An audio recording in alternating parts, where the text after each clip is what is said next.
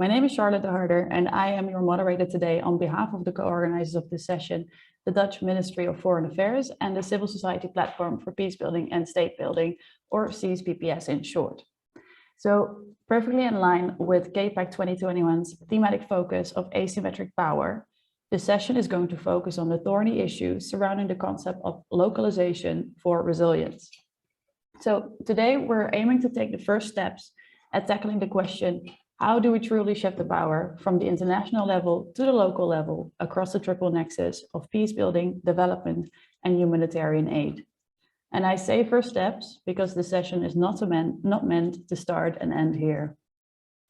With the help of two expert panels that are joining me here today, as well as yourselves as active participants in the audience, we aim to use the session as a launching pad towards an inclusive learning trajectory that aims to let the local practice successfully inform international policy in our attempts to build forward better and to truly leave no one behind by 2030.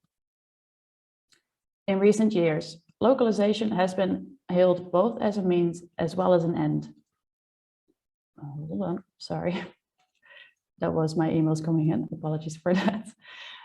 So in the context of the Grand Bargain, for example, it was named as a tool to counter the lack of funds available for humanitarian aid against increased need for it.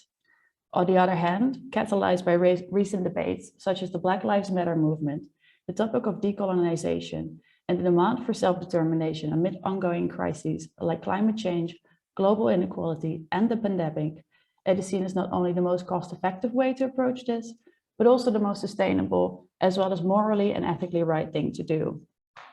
Putting local actors in the driver's seat ensures the necessary power shift away from the traditional top-down point of view and toward a whole of society approach, making the offered responses more sustainable and better tailored to the local context.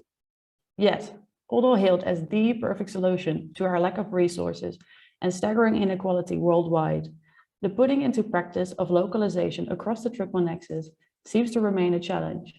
And we hope to start detangling the reasons why with you here today and to eventually move towards effective solutions over the learning trajectory to come.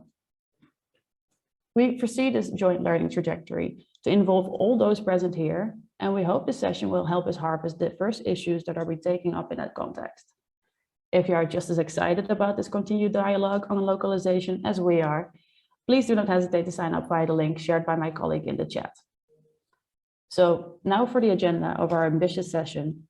We will start off with 4 short videos and lightning pitches by our local expert panel, who are working towards resilience in their contexts in the Sahel, India, Libya, and Cameroon. They will showcase what is currently being done on the ground and will highlight what more is needed from their perspective in order to balance the power across not only the triple nexus, but also across the globe. Hereafter, I will engage in a Davos-style discussion with our international expert panel, reacting to the concerns shared by our local experts. Next, we will have the most exciting part. The floor is open to all participants here today, and we will engage in our first inclusive dialogue, from local expert panel to international expert panel to you, the audience, where we seek to define the issues we jointly want to tackle over the learning trajectory ahead. So without further ado, I'm pleased to announce the first video as submitted by the African Security Sector Network on their efforts towards local resilience in the Sahel. This video will immediately be followed by a lightning pitch by their chair and renowned political scientist specialized in field research on security systems in African Francophone countries, Niagale Bagayoko. Please enjoy.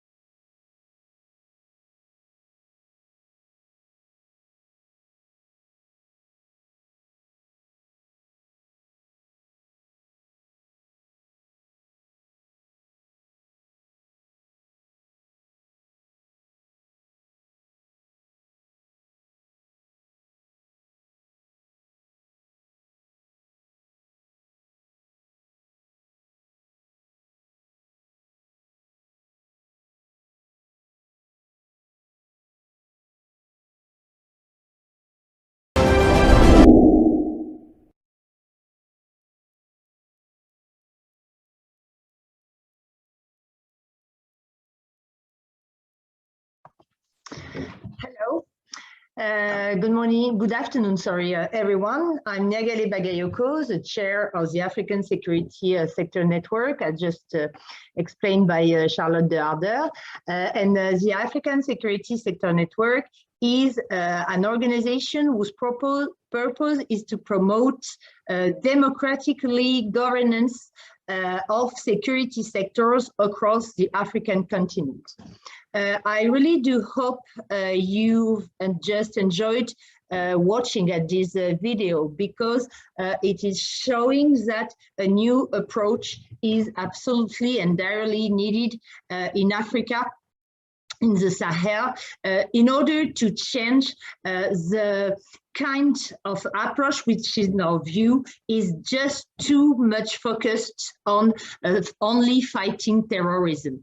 Today, the most urgent emergency and need is really to help the population, which are definitely the first target of a multidimensional crisis. And to do so, as you just had the opportunity to understand, we have developed those 4 pillars, which I will present you in a more detailed way very quickly.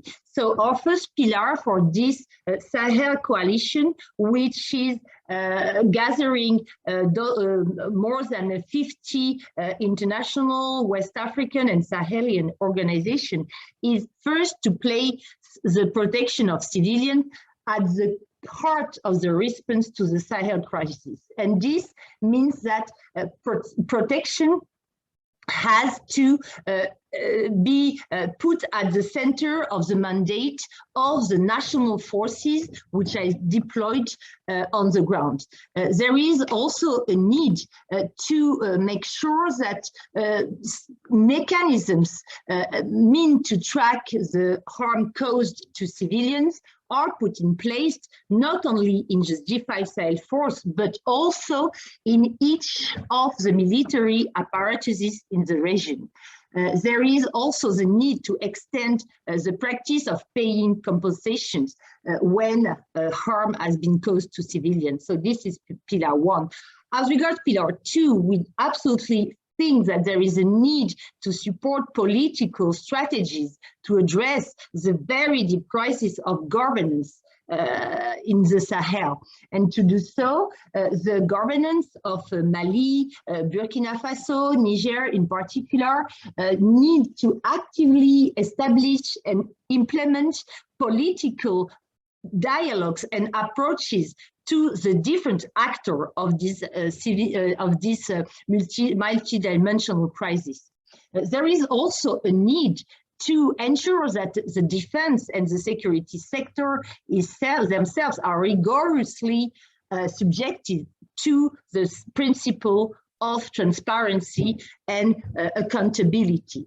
As regards the third pillar, we think that there is a need to respond to humanitarian emergencies, first by ensuring that the humanitarian response funding meets the scale of the needs, but also by facilitating access to humanitarian assistance. And we do think that a number of vetting processes are really problematic in essence. Finally, the fourth pillar is about combating impunity, which means absolutely zero tolerance policy for abuses committed in particular by the defense and security forces, as well as self-defense groups and militia. So I will stop over there, and I will be more than happy to answer all the questions you might have. Thank you very much. Thank you so much, Nyagale, for this first insight. I'm going to go immediately into the next pitch, but already look forward to talking more about this later. So for our next video and lightning pitch, we have Riya Mahanta with us, founder and president of the Peace Building Project in India. Please enjoy. According to UNHCR, there are at least 40,000 refugees and asylum seekers living in India.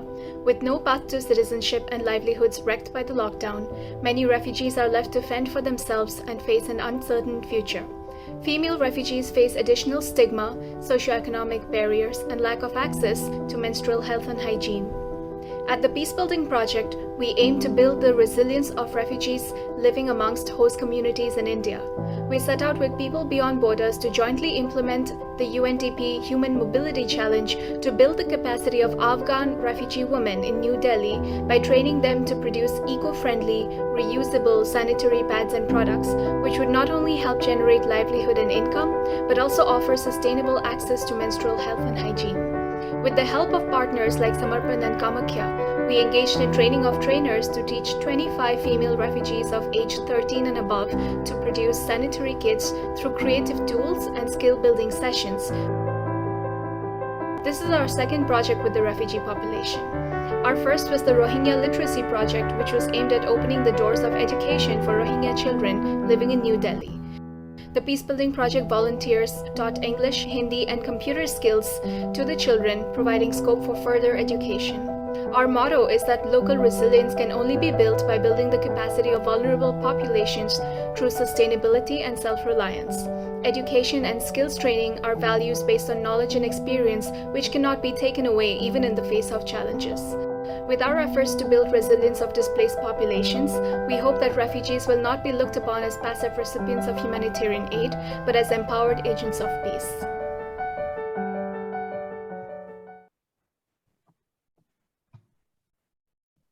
Hi everyone, good morning, good afternoon, good evening, wherever you may be. I'm Priya Mahanta from the Peacebuilding Project, and we are a youth-led volunteer organization dedicated to conflict transformation and peace building with a focus on building resilience of vulnerable populations like refugees.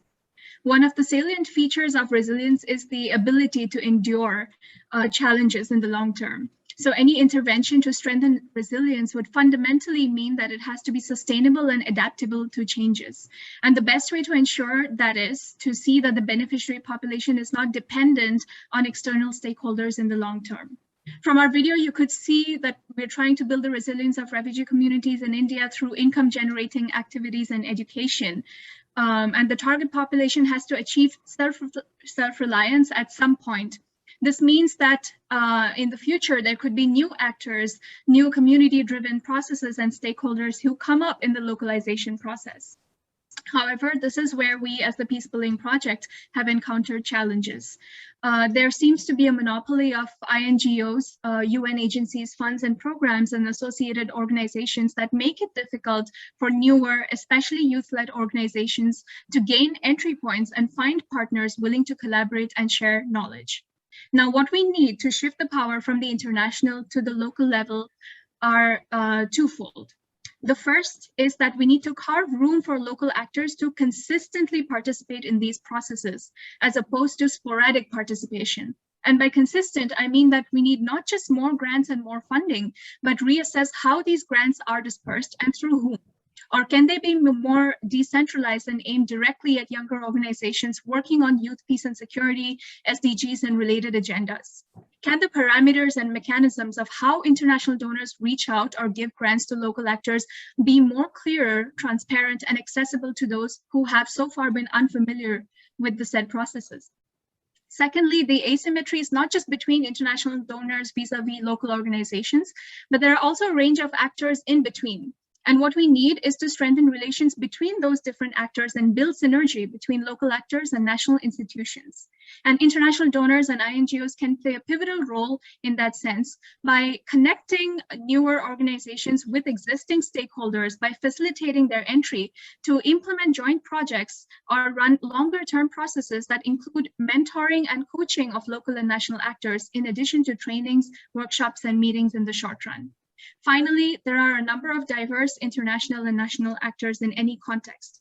International actors can increase the clarity of different roles by stimulating self-organization among the multiple actors involved at the local level, perhaps by sharing a mapping of stakeholders that they partner with or support in a given environment.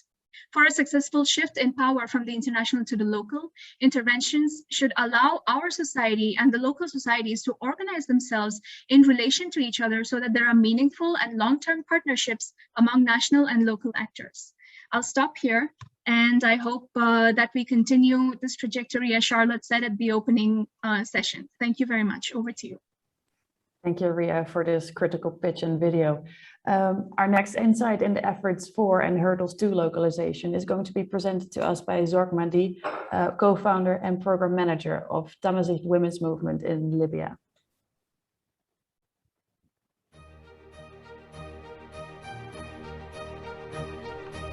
Civil society organizations have their own diverse purposes, priorities, and capacities. They bring valuable and unique experiences, and they make important contributions to achieving more effective results on the ground.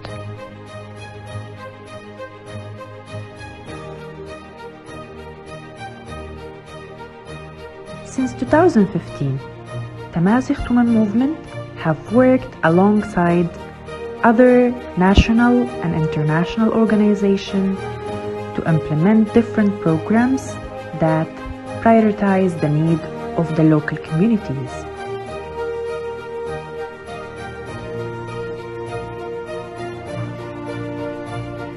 As civil society leaders, we recognize that civil society organizations should be provided with expertise, resources, networks that help them to achieve their goals on the ground.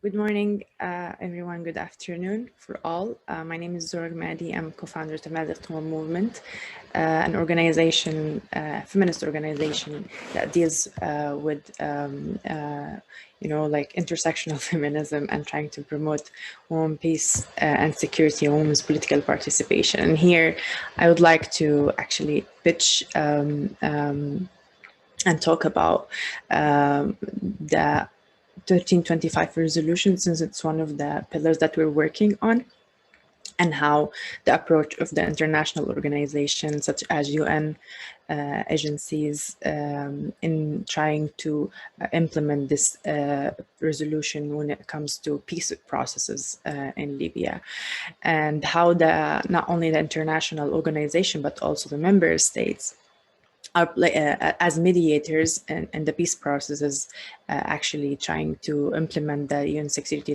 Council resolution in Libya. And in my perspective, the international community or the international organization, the UN member states, have literally failed to implement this resolution, especially when we talk about the peace processes that have started since 2014 till 2020. However, there are recently positive steps that have been taken from the UN-led mission in Libya, and I consider it's the step to the right direction, and mark it a substantial improvement compared with the previous national and international Libyan-led processes. And reflecting on the women's peace and security agenda, for me, maybe partially have been implemented, but in my opinion, meaningful participation of women goes in hand, like a broader inclusion of different groups within the society. This is one of the points that I would like to actually share. And the second point is the EU external border management and humanitarian crisis. As you may know, that Libya has become a key transit country for those who are attempting to reach European countries via Central Mediterranean route. And from 2000 till 2020, the European Union and specifically Italian government endorsed a memorandum of understanding between Libya and Italy that seeks to tackle irregular flows. And Italy here is committed to provide, Libyan border police with equipment and other financial support to deter the migration flow. As you may know, that Libya is trapped in a cycle of violence, and it's not considered a safe transit country.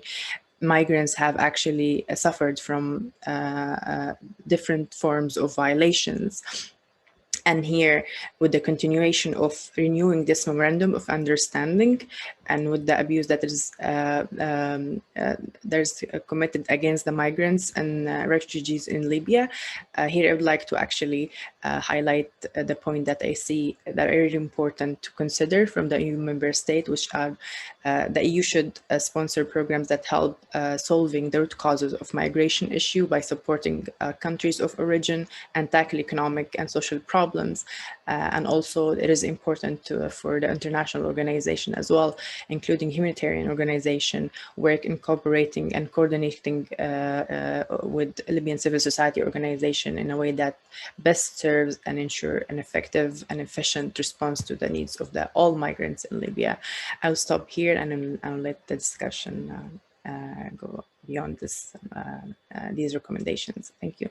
Thank you so much, Zarek, for sharing your concerns with us here. Then now for our final local expert panelist, I have the pleasure to introduce a video and pitch by Fidel Jebba, founder and president of Rayon de Soleil in Cameroon.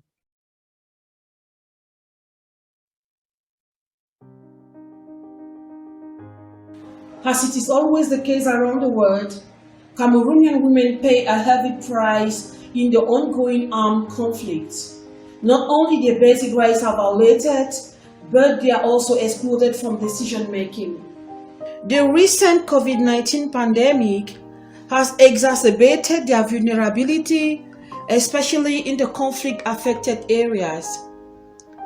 In order to address the challenges faced by women and help them in the resilience process, civil society organizations such as our organization Rayon de Soleil have developed community initiatives.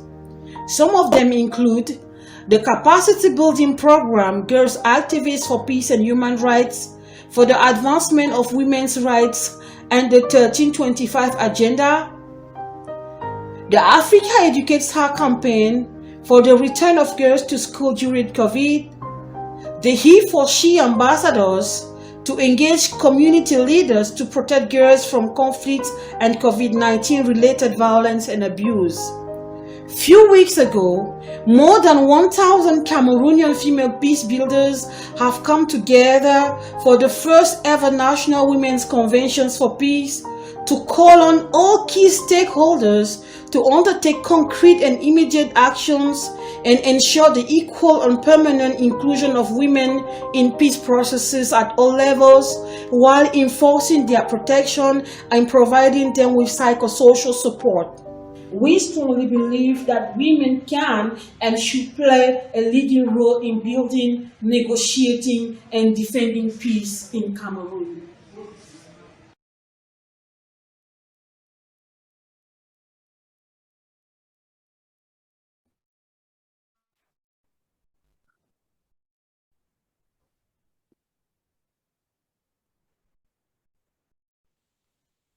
Fidel, I'd like to invite you to take the floor. Hi, everyone. Okay.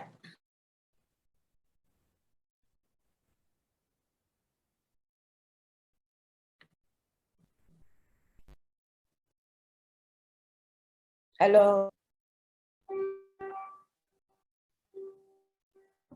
Hi, Fidel. The connection seems to be quite bad. Yes, very bad here. Okay, I can hear you now. Would you like to try to have your pitch?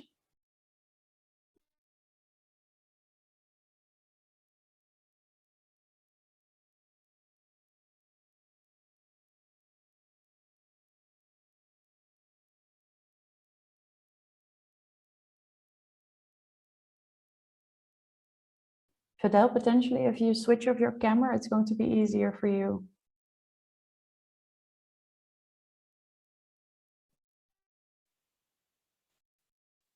Sorry? Yeah, if you do your pitch without your camera on, I think it might be easier. So please go ahead. I turned the camera off. Okay, thank you. So hello to everyone. I hope my connection works better now. Okay, so I'm very happy to be part of this very important discussion. So I'm Fidel Djeba from Cameroon, the president of Association Rayon de Soleil.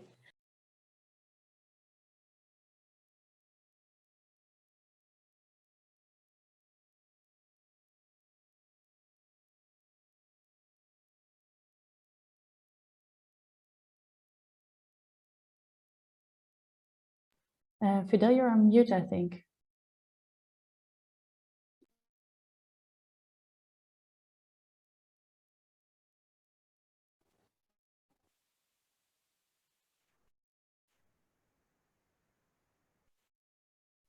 Fidel, are you still here with us? Is it okay? Now I can hear you again.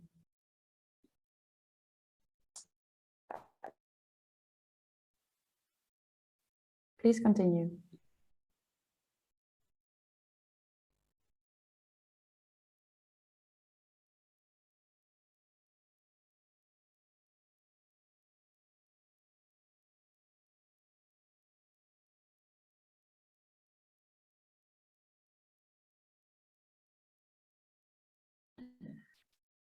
All right, I think it's best if we proceed for now. Maybe Fidel, if your connection is better later on, you're of course more than welcome to give us your speech. But yeah, we have only limited time. So I'm going to move on to the next segment for now. We just watched 4 videos and pitches, bringing to the fore. Not good at all. Oh. Hi, Fidel. Sorry, do you want to give it a try now? Or otherwise I'll move on to the next segment. Okay, then we'll move on to the next segment. Okay, so we saw a variety of issues and topics across the Triple Nexus from various local contexts. So recapping shortly, one of the recurring themes that seems to arise is a lack of access to funding and other resources for local actors, which prevents them from taking the lead in responding to the various crises in their contexts. Furthermore, our local experts also put the emphasis on the need for strengthening local partners' capacities, especially newer, less established and youth-led NGOs, by example, linking them with other NGOs or INGOs in equal and balanced partnerships, facilitating cross-learning, sharing of expertise on platforms, for example. We also had another issue mentioned, like the necessary shift towards a people-centered approach, putting civilians really at the heart of our discussions and our work, not one-size-fits-all approaches. And overarching, I hear also the need for greater collaboration and inclusive dialogue. So the need to truly listen to one another and jointly seek a way forward in balancing the scales. So for the next segment of today's session, we're going to start doing just that. First, I'm going to be joined by our international expert panel for a Davos-style discussion. With me here are Saoirse O'Callaghan. She is the director of the Humanitarian Policy Group from ODI. We also have Pascal Richard, expert advisor on localization and Southern leadership from Cordate. And last but not least, we have Mariette Schuurman, former human rights ambassador, current director of stabilization and humanitarian aid of the Dutch Ministry of Foreign Affairs, and also our co-organizer of the event. Welcome to all 3 of you, and thank you for joining me here today. So Saoirse, I'd really like to turn to you first, actually. ODI has recently reviewed the 5 years of the Grand Bargain, which promotes localization as a tool for shifting the power and also countering the lack of funds, basically. And you've also made recommendations for a Grand Bargain 2.0. So after listening to what our local expert panel has just shared and seeing the efforts, but also hearing the lack of success in the implementation of localization, could you perhaps elaborate on what you feel is needed to do? Thanks very much, and lovely to be here. And it was really inspiring to see all those videos and hear all those pitches. And I think, I guess this is one of the real issues that is grappled with. We have, myriads of examples of the dynamism and the effectiveness, the relevance of responses by local and national actors, and yet and I'm coming from very much from a humanitarian perspective rather than a peace building or development perspective. And I think probably it's most acute actually in the humanitarian sector. We know that national actors' roles are not recognised. Direct funding to national actors, and this comes out very strongly in the Grand Bargain report that we do. It was direct funding was 2.9% in 2019, and we didn't see a real increase in that over 2020, and you would have expected that during COVID when internationals were forced back. And so we have an international system, that grew up out of the Cold War and was really structured with a kind of a dominance of international agencies, international powers. And despite, I think, very strong civil society activism, and it has been led, I think, by national actors and international NGOs, we really haven't seen the change over the 5 years of the Grand Bargain that we would have expected. So I think what we've seen and what we've reported in our Grand Bargain reports is that there's been a normative change. I think what we have now, maybe after this being a really dominant policy agenda for the past decade and gaining momentum through the Grand Bargain, is that there's now a recognition that the model needs to change and that we do need to localize, although I hate that term. But I think what we're seeing in the Grand Bargain is that the system is very slow to reform. And there's many reasons for that, but we're also asking a system to reform from within. And I think just listening to those pitches and also actually seeing where real advances have been made, it's often where it hasn't actually been internationals ceding power and ceding resources. It's often because they've been forced to.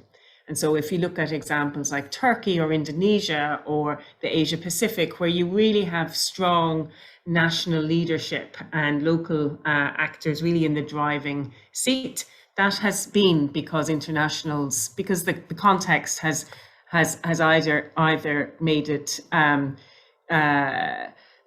it had to happen in the case of the cyclical disasters that you see in the Asia Pacific, or because strong governments have stepped in and have stated that internationals have to take a secondary role. And so I'm not sure that we will see transformation through the international system. I do think that there will need to be kind of forcing mechanisms that will be placed on it. And I think this conversation has been very much dominated by a civil society and NGO conversation, but I think there needs to be much more kind of state involvement, both kind of affected states, but also donors. And I think that's the other thing that I would point to, is that with this, I guess, change in recognition that models need to change, I think donors play a really important role here.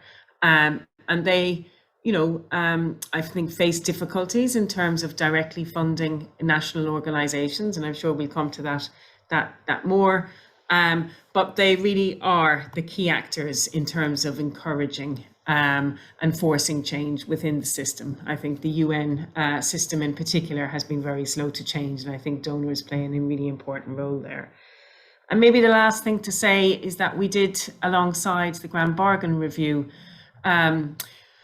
a big literature and evidence review of the evidence around local humanitarian action and localization. And I think despite a normative change and greater recognition that models need to change, I don't think we have as yet a really clear evidence base as to the relative merits of national and international actors and the complementary roles that can be played. And I think there needs to be much stronger evidence and documentation of where national actors are playing a really important role.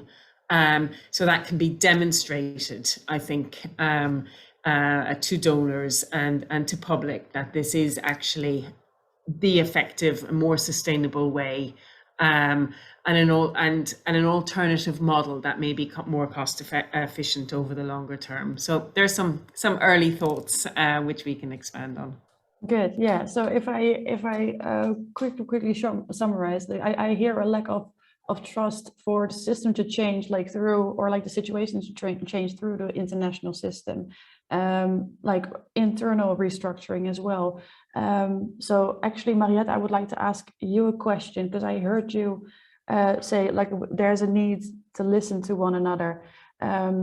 So then I think as a donor, as a part of the international system, I think it would be very interesting to hear to how the MFA is making sure that the people that are affected and are not only listened to, but are also going to have the power to decide on what you do as MFA in this system transformation that we're trying to set up. Thanks, Charlotte. And it's a very big question you're asking. As I said, I think, I said localization, and I share Sorcha's itchiness with the term, because the term localization implies or is perceived as a process or a technical solution, a bureaucratic solution, whereas I think we're talking about impact. We are talking about delivering on the promise, that we engaged in worldwide of just and inclusive and sustainable lasting peace, the promise of leaving no one behind, and particularly those, to make sure that those left furthest behind, have the power and the agency to take back control over their lives and live a life in dignity. So it's very much a moral imperative. And the thing is, and it's not about process, it's about solutions, it's about impact, and the effect that we want to have, which is we know that by building on the agency, the power, the resilience that those affected by conflict and crisis, those that are left furthest behind, if we build on those, we are more effective. And yes, we have to build that business case even further. And maybe from a humanitarian is a bit more difficult for humanitarians than for those in peace building and in development. But actually some work is being gone with. But I think it is indeed about system change, and that's why it's so difficult, because it changes a drastic mind shift, and we have to, in order to make that shift, we need the experience and the knowledge of local practitioners and of those affected people and communities, those left further behind, to build on their knowledge, but also their aspirations. But also we need to let go of control. And that is obviously very difficult at different levels. I mean, the international system is not one layer, it's multi-layered. At the different levels, and we have our restraints, and I think part of an equal partnership that we need in order to better address vulnerability and safeguard in a more effective way human dignity and resilience of those left furthest behind. I think in order to do that, we have to be honest as well in our communication, in what we can and what we can't do, but the focus has to be on solution. And not on bureaucracy, not on controls, not on process. The focus has to be on the shared ambition that we have, which is lasting peace, I think, in the end, and leaving no one behind. So listen, who sets the agenda? That means indeed, as we said, also from the pitches, a lot of material that is there. We have to be, as I said, honest and realistic. But also work on complementarity. And that's, I think, what the Nexus is about, to recognize each other's mandates and see what we can and cannot do from the different mandates to best respond to the needs and ambitions formulated by those, by affected people and by those left furthest behind. So focus on, I think it's very good to learn from best practices in the field at the local level, but also across sectors. So Sorcha mentioned her humanitarian experience, and often we feel that since the Grand Bargain, basically, humanitarians are ahead of development and peace builders. I actually think, and yesterday I was in a humanitarian meeting, and the emergency relief coordinator said the opposite.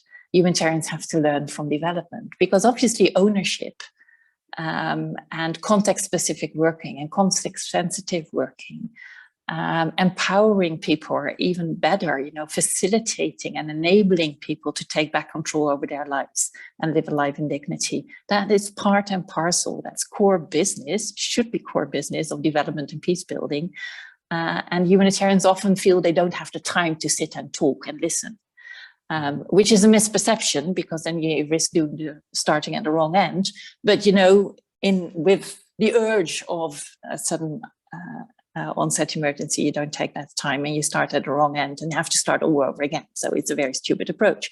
But there's a lot of, I think, cross-sectoral learning to do, but also recognizing how we can indeed strengthen, and when we listen to the needs, ask the question, what can we do at the national, the regional and the global level to create that space for people to really have the power and the agency, get back the power and the agency that they're entitled to get back the control over their own lives and live a life in dignity.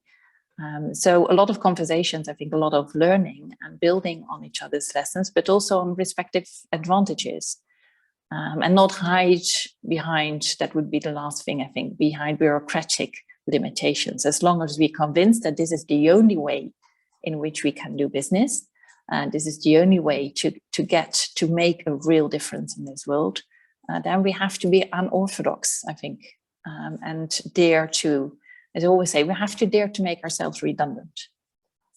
And that is a key lesson that I always repeat from a Zambian friend at the time. You can't ask the fish to empty the pond. This is also a critical self-reflection on, indeed, if this is what we try to achieve, build on local resilience, give back people control over their lives, what does it mean for our role?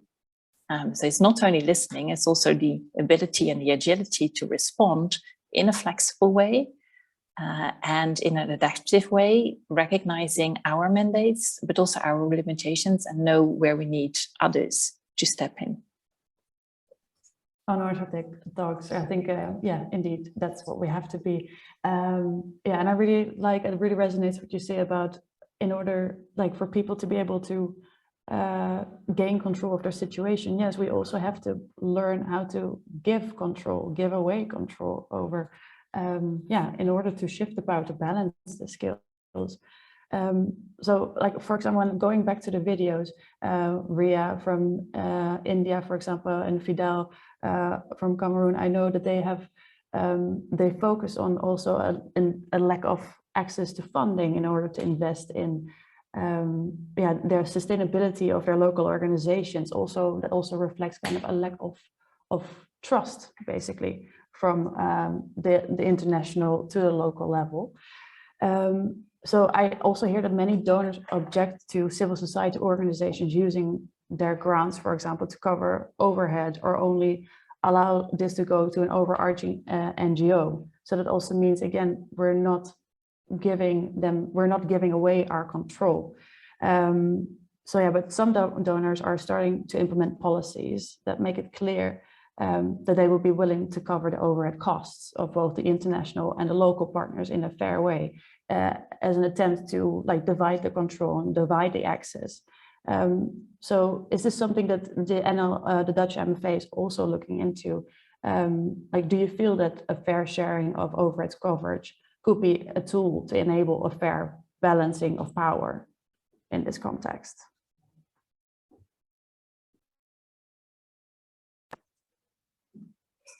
I keep pressing all the wrong buttons.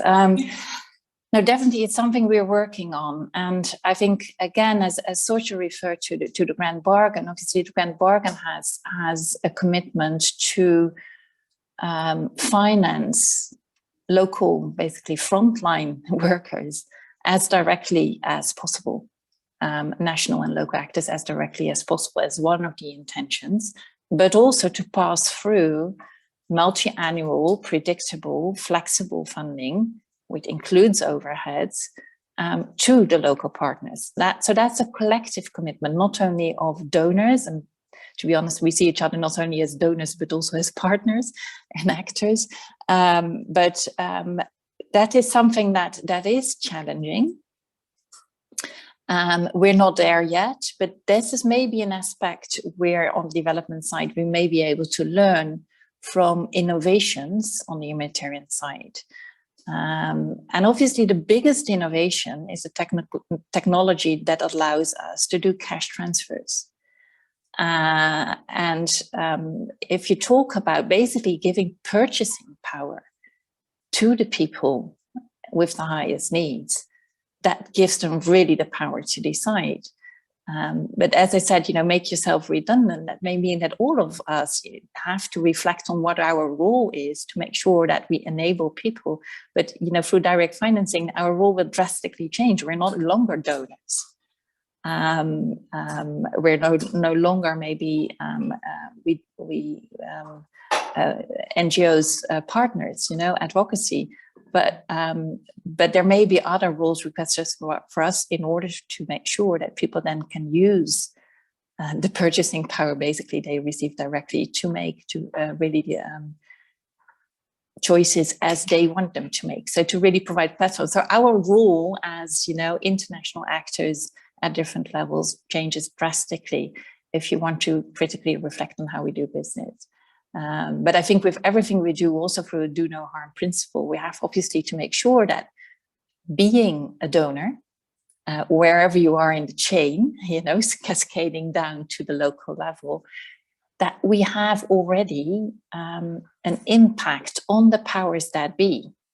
And most generally, it tends to support the powers that be. And so we have to be very critical of the channels we use, how we use it, the strings we attach to it, if we want to avoid that we don't basically become part of the problem and sustain the powers that be, rather than build on the power and resilience of the most vulnerable. So it's a larger debate, I think, than only overhead costs and direct financing. It is also all the dilemmas that come with distribution, basically, of resources in an equalitarian way, and a way to do that in a way that it really helps the most affected, those left furthest behind, as I said, to take back control, to be self-reliant and resilient without, I said it, ignoring them. It's not a way to sort of easily deal with, okay, now you deal with it yourself. It's not. But it needs another kind of engagement. And I think we have to be creative in how we design our new roles. Good. Thank you so much. Pascal, I'd actually like to bring you in, because you, from your INGO perspective, I can also see you, if we're talking about partnerships, donors as partners, INGOs as partners, local partners as partners. You can also, right now you're often somewhat of a hub functioning between the two. How do you bring into practice the shifting of the power? What are your solutions as Coordate? Thanks. And just to start off with where Marietta stopped, to me, it's something we have to do jointly.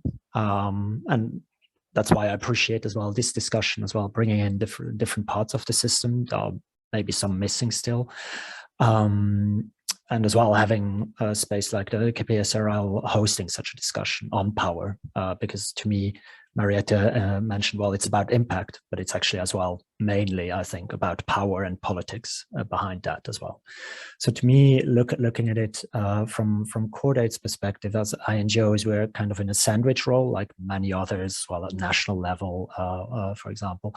And we have power ourselves. Speaking about money, to me, what INGOs until now have been doing is talking the talk, but not walking the walk.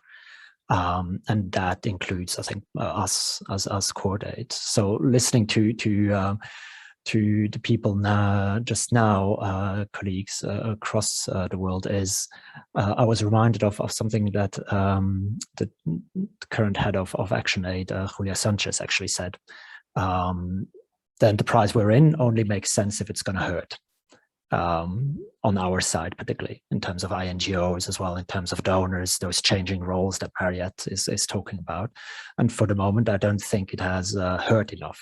It hasn't been a real change in terms of our role conception, in terms of the processes we bring in. And I'd like to touch on 3 things. Is this morning we heard Séverine speak about the individual qualities that are needed. And to me, they're extremely important if we want to get towards something. The second thing is, to me, culturally. So how do we make sure it's not just the person and the person gets grinded because within an INGO, within a donor environment, otherwise you're not able to really use that willingness, but as well to respond to the kind of needs that Ria mentioned, for example, in terms of so how can you create that cultural change? To me, one is, for example, at an INGO level, looking at our supervisory boards and how diverse and inclusive and how much pressure, because I agree with Sorcha, we need to find pressure points for us to move as a system and as well as organizations. So to me, supervisory boards are one of the entry points, really, for example, for an organization like Chordate. And I'd welcome us as well to be pushed more as Chordate personally, and from my position within Chordate. The other one is processes. So in terms of money, for example, yes, how much percentage are you allowed to share? What are the risk incentives? So talking with colleagues from the MFA, for example, about the strategy on localization and shifting the power that we've been developing at Chordate. That a colleague at the time was saying, Pascal, yes, you'll have all the programs people in the MFA supporting all your ideas, but our legal and our finances are going to stop it. And then I asked, okay, so who can I talk to who would be a potential ally? And there was no answer. So to me is, how can we change those processes, for example, in terms of financial accountability, so that you can give more access for an organization like Zorg. And finally, to me, it's linked to our structures, is where does the money come from? Who are we accountable to? Ultimately, as a Minister of Finance, for the MISAP, as a Minister of Foreign Affairs, there is accountability to the tax donors. And I heard you say this morning, Mariette, that we can deal with that. But indeed, to me, the question is, how can we be more accountable to the local communities? Is there something we can put into place? And I think partially we're trying that, for example, within Chordate, within the alliances that we're working in, and one of them includes actually ISSN, for example, to have kind of a discussion on power within the alliance. But to me, it's not enough. It should be as well with the communities, and there are some really interesting steps that have been taken around that. But I think much more needs to be done there. Thank you, Pascal. It's a very rich conversation going on, and I would actually like to take this chance to invite everyone else for it to become more inclusive. Probably it would be really good if we can have our local experts come in and react. And I'm hoping actually that Fidel has a better connection right now. Fidel, would you be able to take the floor for a minute?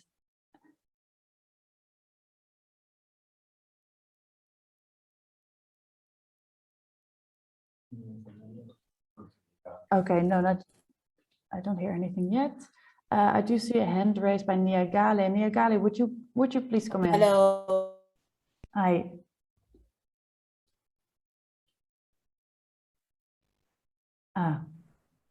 Fidel? Okay, Niagale. This is such a shame, but please join the discussion, Niagale. Okay, but as soon as Fidel is able to come, I will stop. But I will not be very long. I just would like to make a few comments on the very important points which have been developed sincerely by Mrs. Shurman. because I think that she's completely right. And in my view, one of the most problematic question we all collectively have to address is the one related to methodology. That's a key question, because of course there is this question of funding, but it is even a question, a big matter, I would say, for Western CSOs, etc. So I'm not sure that the most important question today is about funding. It's easy to say that once we have a big support, and we are very grateful for this, but I think that we definitely have to reflect about the kind of instrument we are using, because, and you were talking about the bureaucracies and the administrative questions. I think we all have to recognize that today there is a too much important part which have to be dedicated to project management. And it is a very big problem, not at least for local actors, but for international ones as well. So I think we have to be able to recognize that the kind of framework that we are all using are first very time consuming, but this is not the major problem, is my view, because we all have to work hardly. That's not the problem, but also that mostly all those frameworks are completely out of the pictures as regards the local context.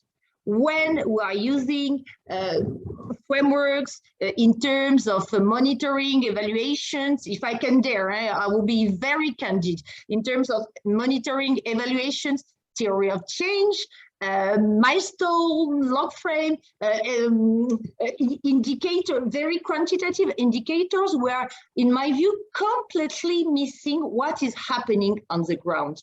And the problem is that those kind of framework are also shared and disseminating among 1,000 partners, which are beginning to work according to those standards and forget to share their own knowledge. And what is direly needed today is to be able to listen the people who are familiar with the actors, the norms, the standards of their own societies. Because what we are witnessing today is in fact a kind of revenge of the context, which is completely, which we, and I do consider, because I'm also French, I'm not only African, but I'm also French, that we definitely are able to control and to understand. And in my view, this is a major question. So I will be very happy, much beyond the question of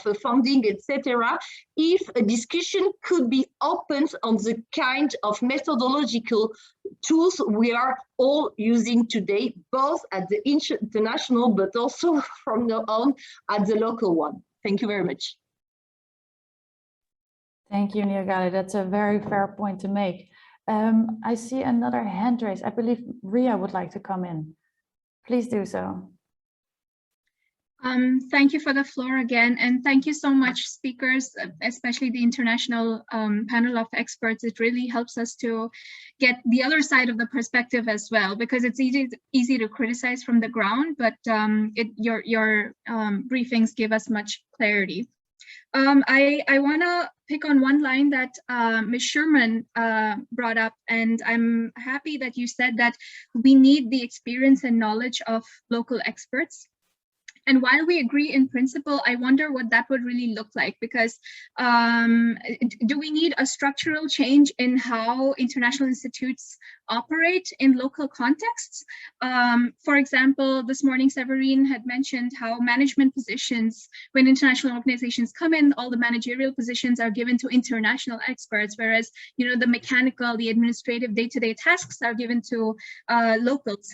And I don't mean to raise this as a criticism as such, because I have one foot in the international system as well, but I wanted to seek your thoughts on it. And secondly, I am glad you brought up the power of the purchasing power. And the problem, Nyakale, you're right, it's not about funding, but it's about how this funding is administered and dispersed. So I want to bring up one aspect of, I don't want to conflate national and local actors. I think we should maintain the distinction that there are myriad actors in the process. So when it comes to, looking into innovation and technology of the possibility of direct cash transfers, this would possibly bypass a lot of national actors who may have other concerns. For example, when we work with refugee populations in India, the Indian government does not allow refugees to have bank accounts. So even if we're helping them build, produce sanitary napkins, they don't have, and they can generate income, but they don't have the power to sell them. So we have to do it through other local NGOs. So I was wondering if there is any room for not just MFA, the Dutch MFA, but for ministries of other governments, of international partners in general, to negotiate and advocate with national governments in the local context to allow for the realization of such goals. Thank you very much. Thank you, Ria. Yeah, really good indeed. What you said, amazing opportunity to listen to both perspectives and to bring you two together, and for you to actually be able to ask Mariette such a question. Mariette, would you want to respond to this? Would you want to come in? Yeah, and I think Pascal maybe also, I think on project management, I think you're absolutely right that the regulations imposed sort of force even local organizations to build capacity in order to manage fund rather than that we use them for the knowledge we need them. So I think there's a lot to be said around that. I think it has to do with lack of trust. It has to be how our accountability works, which is indeed, let's say, upwards accountability rather than accountability to the people with whom we work. But it also has to do, I think, quite a bit with something that didn't come up in this session, but maybe in other sessions will come up. The whole debate around decolonizing development.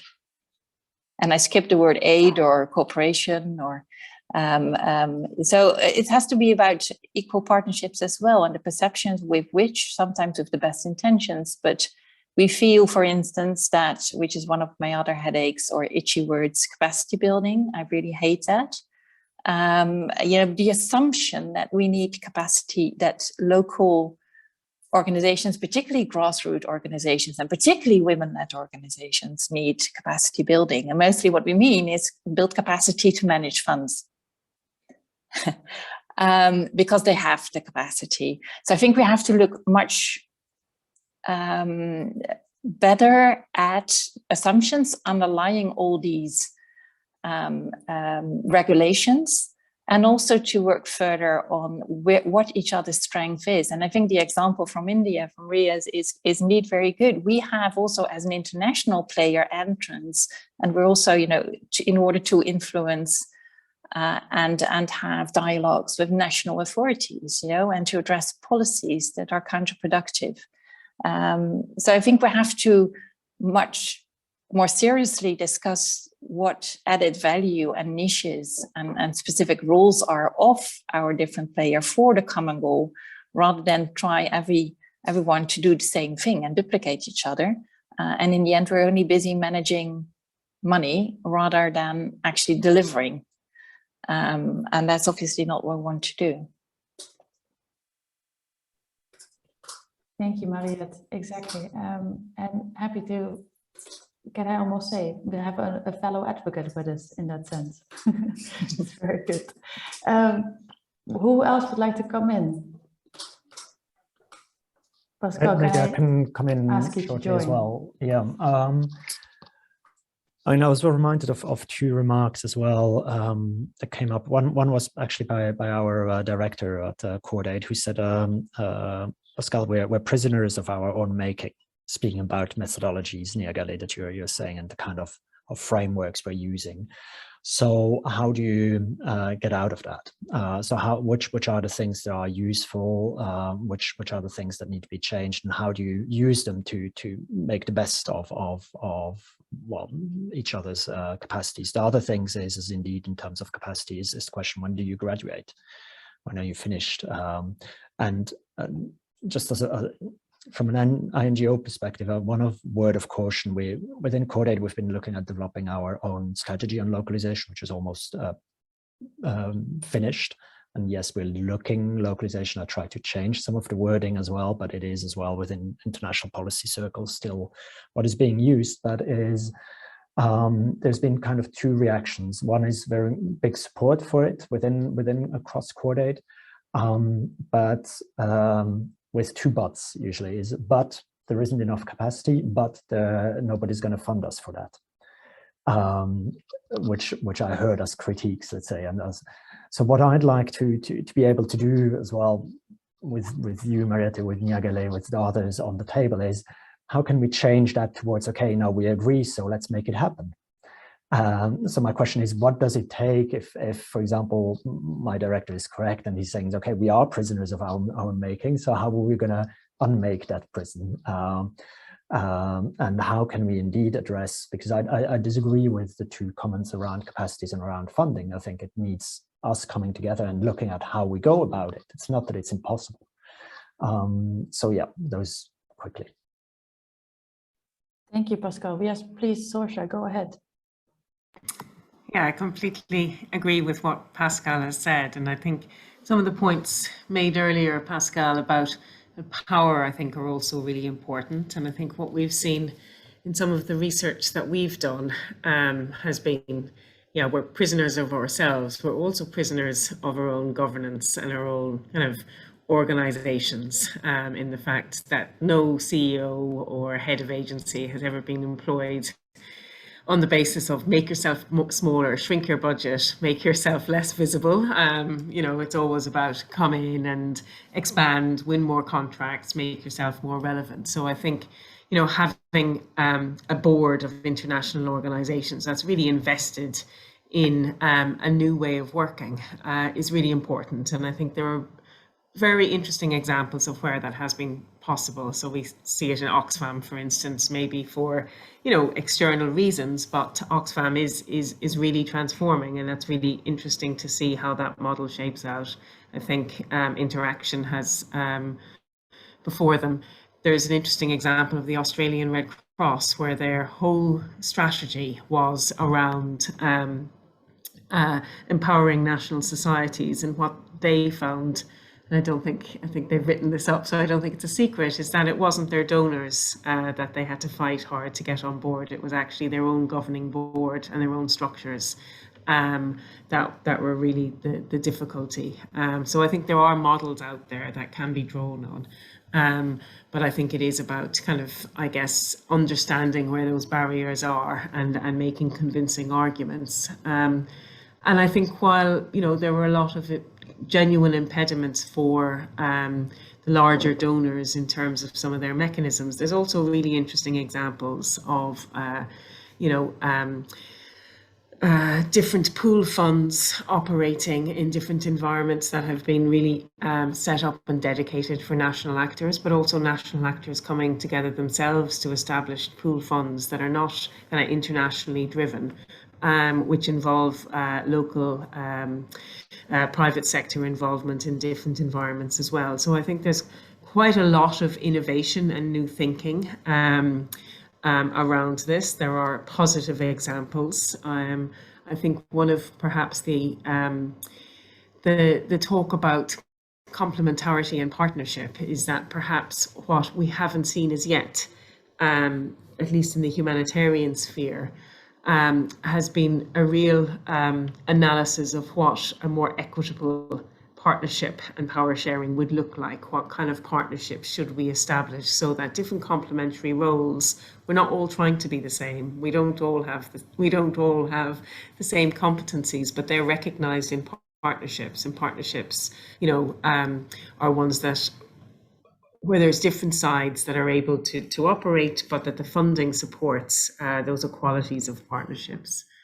And maybe the last thing to say is that I think we've talked a lot about the kind of interrelationship between the national and the international, but I think increasingly, beyond that interrelationship, what we're seeing in terms of the types of risks and the types of crises that we're responding to is that they're multidimensional. They don't demand one actor, a humanitarian, a development, a peace actor. Actually, they require us all to come together, and they require very different approaches. We see that with climate, we see that with the pandemic. We see that actually with refugees and migrants that are transnational issues, that they really do require a much more nationally and regionally embedded approaches. And I think the role of national and international actors playing complementary roles will really be necessary for the future. So I'm in there.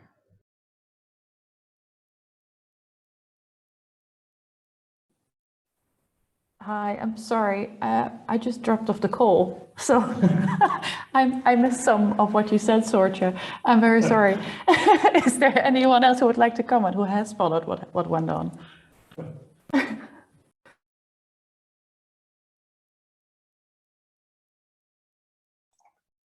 I'd be particularly curious to hear from our colleagues, Zork as well, and Niagale and Fidel, if Fidel is able to join us, and Ria as well, on their reactions to what has been shared.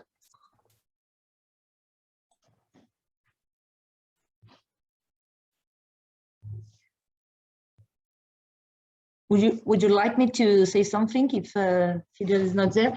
No, I think that this discussion is absolutely crucial today, because I've taken note about what you said, that we are prisoners of our own frameworks. And I think we definitely have to work around this idea, because in my view, it is not only about power sharing between international and local level, because we are all trapped in this kind of institutional monster, if I may say, which is in fact completely taking all the space of what we're all supposed to work for. And something we are thinking about at ASSN, you can see in our planning, we have this year committed to develop new kind of curriculum. And what we are trying to do is to reverse the proposal, which means that, in my view, for instance, there is a dire need for international partners to be trained in what is actually happening on the ground. And this would change completely the perspective as well, because that's where I think power sharing is very important. That's not only that all the fundings and the control mechanism have to be given to southern local partners. It is also that they also do have to explain how what are their own perspective, and also what are the kind of standards they are working with, because we all know also that the reality is that all those frameworks are completely overlooked in the reality. That was the most problematic in my view. And I think that today there is a real window of opportunity, especially in the context of the complete failure of the Afghan experience, which is not only a military one, but it is also, that's so important to say, it is also a civilian one, and not only from states, but also from NGOs and other kind of non-state partners. So I think that if it might be possible to have this kind of a discussion, but including via, no need necessarily to mobilize a big conference, and we can also discuss those kind of issue during 2 hours a month, or I don't know, but I think it might be very, very useful. Thank you. Thank you so much, Niagale, and that's actually the perfect segue to ending this session, because we only have 1 hour and 15 minutes, and we're already 2 minutes over time. But as I shared at the beginning of our session, it's just the start of a series of inclusive dialogues that's going to be ahead of us, that we're going to be co-organizing between CSPPS, Ministry of Foreign Affairs, KPSRL, indeed to have this kind of opportunity, this kind of platform, this kind of rich discussion. We've heard change of system, narrative, culture, looking at our methodological tools, reviewing our funding and accountability. So my colleague will be sharing with you a link that you can sign up. Like it's just going to be a Google form. We will design and develop all together this learning trajectory ahead of us. So we can continue what we've started here today. On behalf of CSPPS and the Dutch MFA, I of course want to thank everyone behind KPSRL for providing us with this platform to have this first start. Also for the excellent organization of this year's annual conference. Also, of course, a big thank you goes out to our local expert panel, international expert panel, of course, the audience for attending and engaging. So yeah,